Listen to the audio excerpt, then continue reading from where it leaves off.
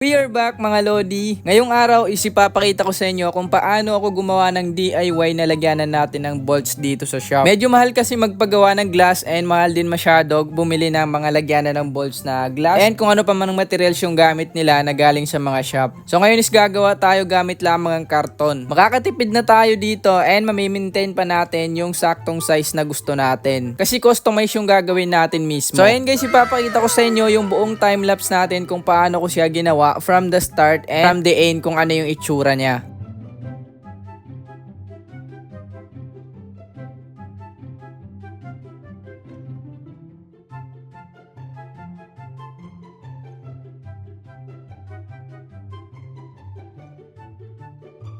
Tapos na natin i-assemble lahat and pagdikitin. And ito pala guys yung lahat ng requirements natin or kailangan natin na materials. Number 1, etong karton. Number 2, gunting. Number 3, glue, white glue. Number 4, kailangan natin ng pintura para syempre mapinturahan natin siya. So, ipapakita ko sa inyo mamaya yung process kung paano natin siya pipinturahan. Syempre wawalisin muna natin yung mga kalat natin dito sa loob ng mini shop natin. Ngayon is pipinturahan natin siya gamit ang 3 lotos. Siguro magkakasya na to kasi pipinturahan din natin hanggang loob niya. So ginamit ko dito is lotos na black, yung tagto 25 pesos bawat isa. Ibig sabihin gumastos tayo ng 75 pesos dun sa pintura. At ayan, natapos na rin natin pinturahan ng black. And ngayon naman is papatuyuan natin kasi magpipintura pa tayo ulit ng silver para naman dyan sa gitna niya.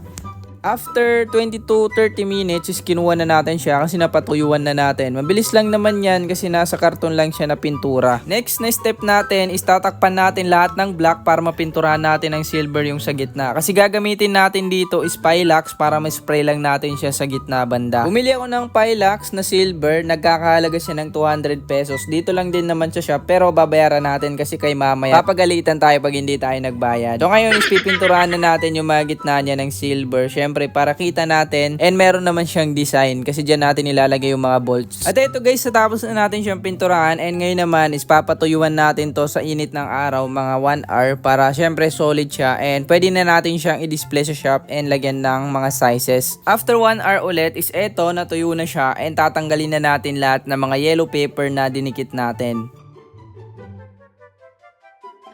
Nagprint na rin pala ako guys dito ng sizes natin and prices para idikit natin sa bawat box para mas madali nating ma-identify kung anong size and magkano yung price na makukuha natin na isasalpak ng customer natin. And then ngayon naman is guguntingin natin lahat para mas madali natin siyang mailagay. And by the way guys, ginamit ko dito na bond paper niya is yung pang sticker talaga. Marami kasi ako nang in-order sa Shopee. After natin tumagunting lahat is ididikit na natin sa bawat boxes ng magkakasunod. Uumpisahan na natin guys idikit ngayon and syempre kailangan naka-arrange and magkakasunod yung sizes natin and sakto yung prices na malagay natin para hindi tayo malito. Para kapag merong bibili sa atin is diretso natin makuha kaagad and hindi na malito kahit and halimbawa na rin kapag hindi kayo yung bantay sa shop so meron na silang makikitang sizes and prices para mas madalian yung bantay nyo sa shop. Mahirap siyang gawin guys kasi nakakapagod talaga sobra and nakakaubos din ng oras pero nakaka-enjoy naman kasi kapag ini-enjoy nyo guys yung isang bagay is hindi kayo mapapagod kahit magdamag pa yan. And then syempre may bunga rin naman yung gagawin natin kasi kailangan natin sa shop and mas makakatipid pa tayo ng sobra. So third na step natin ngayon is syempre ilalagay na natin siya and i-display na natin lahat ng mga sizes na nandun yung pangalan sa boxes. And then dito naman sa mga matitira is gagawa natin siya ng another one kasi hindi siya